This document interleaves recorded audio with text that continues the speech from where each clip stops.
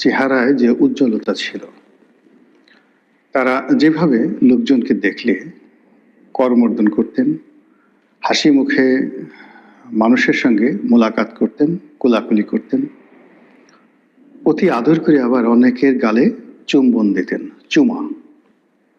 সেই জিনিসগুলো গত কয়েকদিন ধরে বন্ধ আছে। জনাব তারেক রহমান সাহেবের যে বাংলাদেশে আগমন, এটি জামাতকে ভারী বেকায়দায় ফেলে দিয়েছে। অনেকে লক্ষ্য করছেন যে এই মুহূর্তে তারা নড়াচড়া করতে পারছে না, তারা কিছু ত্যাগ করতে চাচ্ছে, কিন্তু পরিবেশ পরিস্থিতির কারণে তারা সেই জিনিসগুলো ত্যাগ করতে পারছে না। যেমন ধরুন, আপনার পেটের মধ্যে মোচড় দিচ্ছে, কিসে মোচড় দিচ্ছে বুঝে নেন। এখন আপনি এরকম একটা জায়গার মধ্যে আছেন, যে জায়গাতে আপনি না বায়ু ত্যাগ করতে পারছেন, না অন্য কোনো কিছু ত্যাগ করতে পারছেন, কিন্তু আপনার খুব কষ্ট হচ্ছে।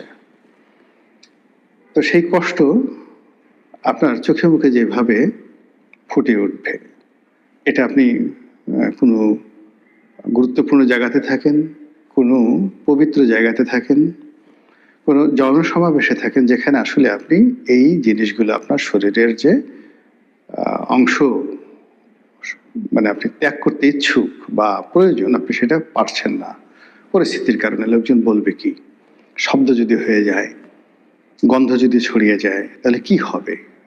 তো এইরকম একটা পরিস্থিতিতে আপনি খুব কষ্ট করে চেপে আছেন, কিন্তু আপনার শরীর বাঁকা হয়ে যাচ্ছে, মুখ বাঁকা হয়ে যাচ্ছে, চোখ মুখ বাঁকা হয়ে যাচ্ছে। তো এরকম অনিচ্ছাকৃত অনেকগুলো বিষয়। এখন জামাত এই মুহূর্তে ধুমছে যে কথাগুলো বলতে চায় তারেক রহমান সাহেবের বিরুদ্ধে, জামাতের বট বাহিনী তারাও যে কথাগুলো এই মুহূর্তে বলতে চায়, প্রাণ খুলে গালি দিতে চায়। তারা শেখ হাসিনাকে যে ভাষায় গালাগাল করেছে, তারপর যে ভাষায় যারা স্বাধীনতার পক্ষের শক্তি রয়েছে, মুক্তিযোদ্ধা রয়েছেন, তাদেরকে যে ভাষায় তারা গালাগাল করেছে, তার চেয়ে জঘন্য এবং নিকৃষ্ট ভাষায় এখন তারা জনাব তারেক রহমান সাহেব এবং বিএনপির কিছু শীর্ষ নেতৃবৃন্দ যারা তারেক জিয়াপন্থী, তাদেরকে গালাগাল দিতে চাচ্ছে, কিন্তু এটা সম্ভব হচ্ছে না। এর কারণ হলো এখন সারা বাংলাদেশ তারেক রহমান সাহেবের যে জ্বরে, সেই জ্বরে আক্রান্ত। দেশের বড় বড় শিল্পপতি, বড় বড় গ্রুপ অফ ইন্ডাস্ট্রিজ, যারা সেই গত 14-15 মাস ধরে জামাতকে যাকে বলে হাদিয়া দিচ্ছে, জামাতের দাবিদারি করছে, অনেকে জামাতের যারা নেতাকর্মী রয়েছেন তাদেরকে তাদের অফিসের চাকরি টাকরি দিয়ে রীতিমতো ধরে নিয়েছে যে জামাতই রাষ্ট্র চালাচ্ছে এবং আগামীতে জামাত রাষ্ট্র চালাবে। কিন্তু তারেক রহমান সাহেবের আগমন উপলক্ষে এই পুরো জিনিসটি এলোমেলো হয়ে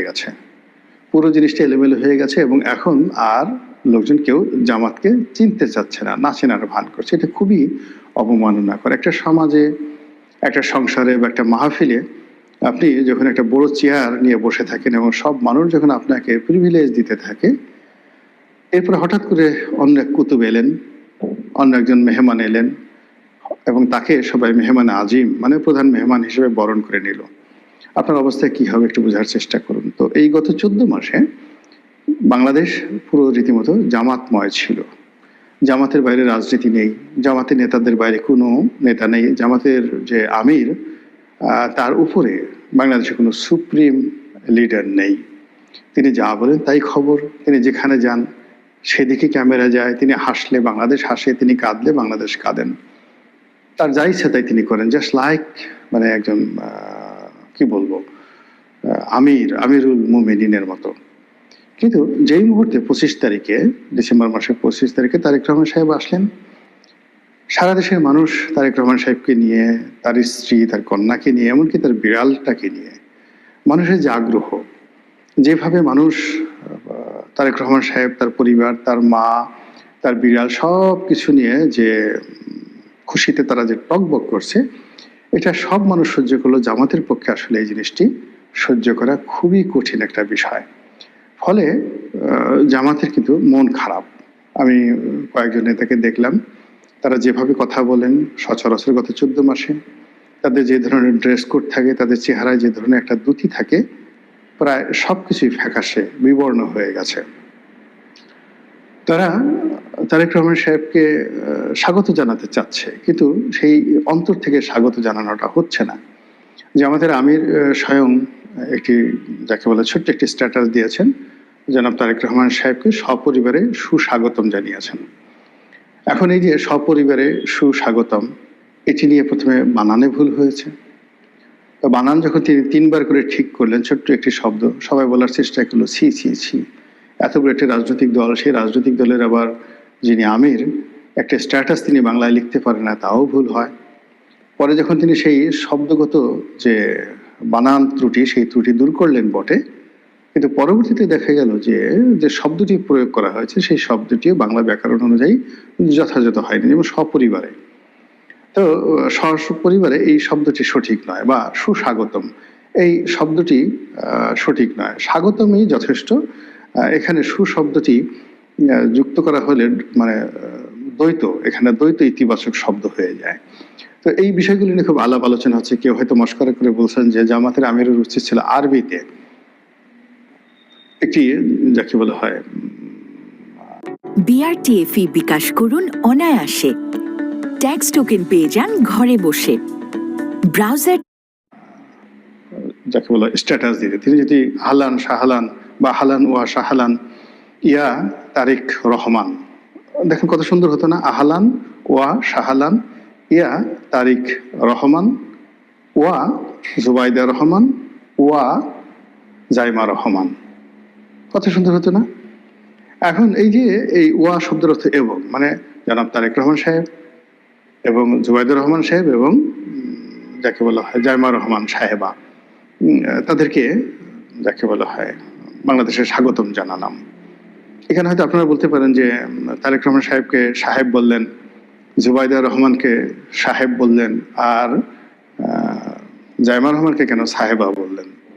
এটার অর্থ জামাত বলতে পারতো যে যেহেতু তারেক রহমান সাহেবের অবর্তমানে জুবাইদুর রহমানকে বাংলাদেশের ভবিষ্যৎ প্রধানমন্ত্রী মনে করা হয়, কাজেই এখানে জুবাইদুর রহমান ব্যক্তি, তাকে স্যার সম্বোধন করতে হবে, এবং তার যে উপাধি সেটা হবে চেয়ারপারসন, নট চেয়ার ওম্যান।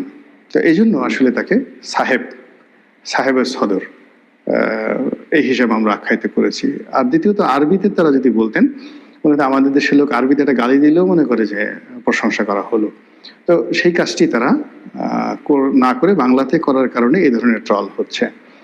এখন যে বাস্তব সমস্যা বাংলাদেশে, তারেক রহমান সাহেব যেখানে যাচ্ছেন হাজার হাজার মানুষের ঢল তৈরি হচ্ছে।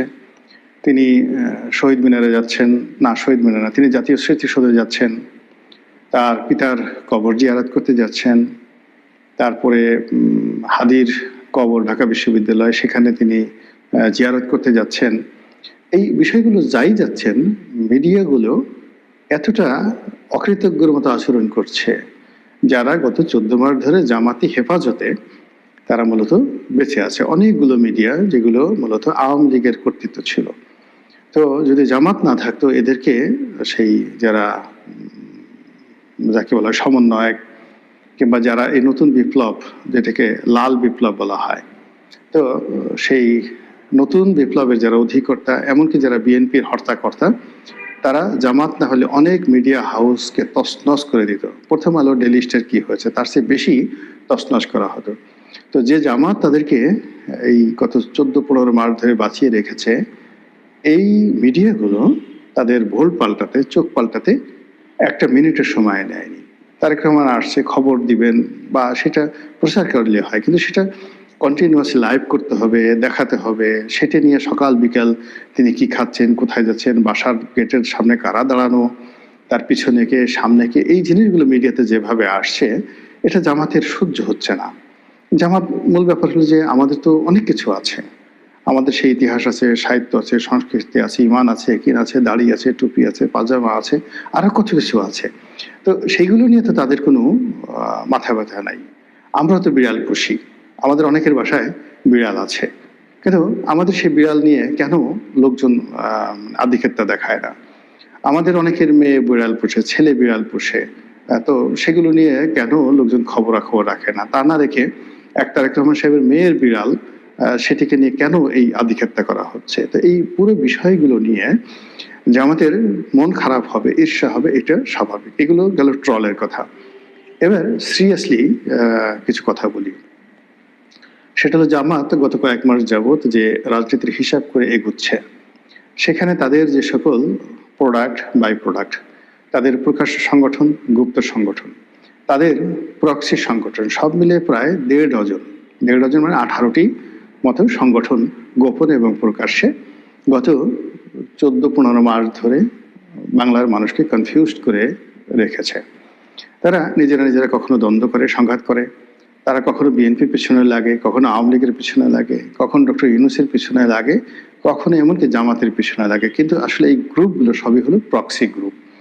তো এই প্রক্সি গ্রুপ নিয়ে জামাত যেটা চিন্তা করেছিল যে আরো কিছুদিন সময় পেলে অনায়াসে তারা নির্বাচনটাকে পিছিয়ে দিতে পারবে। তারেক রহমান সাহেবের অবর্তমানে যেভাবে বিএনপিকে স্কুইজ করা যায়, মুচড়ানো যায়, দমড়ানো যায়, এবং বিএনপির লোকদেরকে যেভাবে ভয় দেখানো যায়, এবং যেভাবে বিএনপির নেতাকর্মীদেরকে অপমান করা যায়, এবং বিএনপির মির্জা ফখরুল সাহেব, সালাউদ্দিন সাহেবের মতো মানুষ যেভাবে জামাতের নেতাকর্মী দ্বারা বিভিন্ন জায়গাতে অপমানিত হয়েছেন, ধর ভুয়া ভুয়া বলে যেভাবে শব্দ তোলা হয়েছে, এবং বেশ কয়েকটি জায়গাতে তো মির্জা আব্বাস, সালাউদ্দিন সাহেব রীতিমতো শারীরিকভাবে লাঞ্ছিত হওয়ার মতো অবস্থায় পৌঁছে গিয়েছিলেন জামাত শিবিরের লোকজনের হাতে।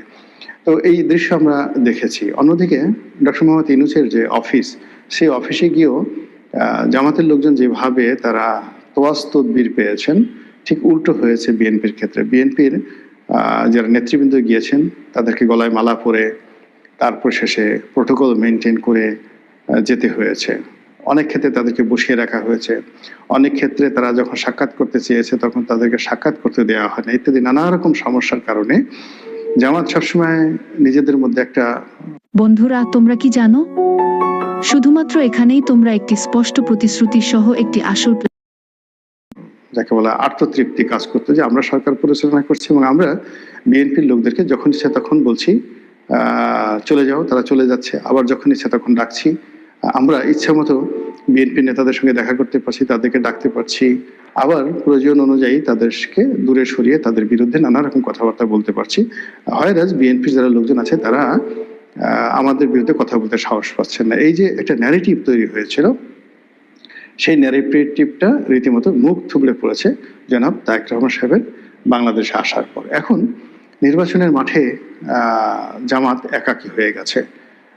তারা যে সমস্ত লোকজনকে রেখেছিল একদম শতভাগ যে তাদের সাথে থাকবে, হেফাজত থাকবে, চরমোনাই থাকবে, তারপর নুরুল হক নুরুর গণ অধিকার পরিষদ থাকবে, আরো অনেক ছোট ছোট রাজনৈতিক দলের সঙ্গে তাদের কথাবার্তা হয়েছিল।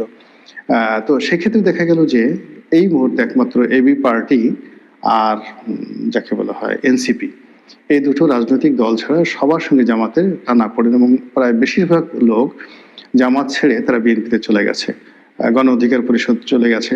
এর মধ্যে নুরুল হক নুরু স্বতন্ত্র নির্বাচন মানে তার দলের পক্ষ হয়ে করবে না বিএনপিতে যোগদান করে পার্টি বিলুপ্ত করবে, এখনো পর্যন্ত সিদ্ধান্ত নেওয়া হয়নি।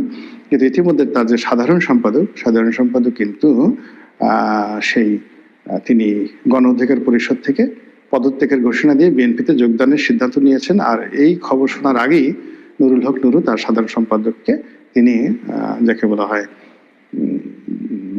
হয় তিনি সেই বহিষ্কার করেছেন।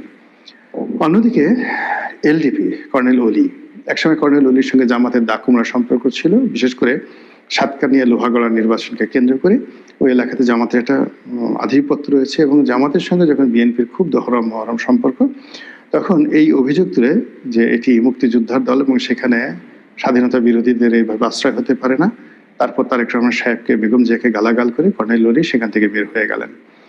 তো এর মধ্যে তিনি বেশ কয়েকবার আবার বিএনপির সাথে হৃদ্যতা করার চেষ্টা করেছেন, বিএনপিও তাকে কাছে ডেকে নিয়েছে প্রয়োজনে, কিন্তু এইবার যাকে বলা হয় বিএনপি আর তাকে কাছে নেয়নি। কারণ একটাই, যে জামাতের সঙ্গে তার আবার দহরম মহরম সম্পর্ক শুরু হয়েছে, যেটি আগে ছিল দাকুমরা, আর এখন যাকে বলা হয় তিনি জামাতের রাইট হ্যান্ড, অথবা জামাত তার রাইট হ্যান্ড। তিনি জামাতের ভাষায় কথা বলছেন, যার কারণে কি হলো, এলডিপি কে 3 দফায় ভাঙা হলো বিএনপির কর্তৃত্বে। প্রথমে একবার ভাঙা হয়েছিল, তারপরে আবার ভাঙা হলো, সাদাত হোসেন সেলিমকে দিয়ে আলাদা এলডিপি করা হলো। আর এইবার নির্বাচনকে কেন্দ্র করে দেখা গেল যে এলডিপির যিনি সাধারণ সম্পাদক রেদওয়ান আহমেদ, তো সাবেক এমপি মন্ত্রী, তাকে বিএনপিতে নিয়ে নেওয়া হলো এবং নমিনেশন দিয়ে দেওয়া হলো। ফলে কর্নেল ওলি একা, সম্পূর্ণ একা। তো এই যে যা কিছু হচ্ছে, মানে জামাতের যে সকল প্রক্সি যে গ্রুপগুলো ছিল, সেই প্রক্সি গ্রুপগুলোকে মোটামুটি বিএনপি নিষ্ক্রিয় করে দিয়েছে তারেক রহমান সাহেব আসার আগে। আর তারেক রহমান সাহেব আসার পর জামাত, তার প্রক্সি গ্রুপ ইত্যাদি নিয়ে আলোচনাই হচ্ছে না, কেবলই মাত্র বিএনপি নিয়ে আলাপ আলোচনা হচ্ছে। তো এই মিলিয়ে কি হচ্ছে, একে তো জামাতের মন খারাপ, মন খারাপের পরে কয়দিন পরে শরীর খারাপ করবে, আর শরীর খারাপ করলে তারা নির্বাচন কিভাবে করবেন আমি বলতে পারি না। তবে তাদের যে রাজনীতি